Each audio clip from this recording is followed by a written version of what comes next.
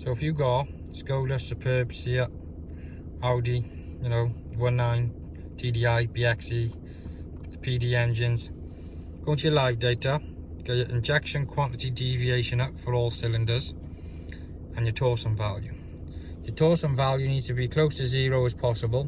If it's out of range, +6 or -6, it will register as 0, even though it's off, okay?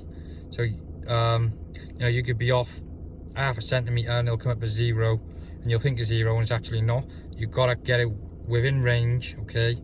For that to even register. Sometimes you've got to turn the car off and on as well. But also, make sure all these are 0, okay? At idle, when the car's warm.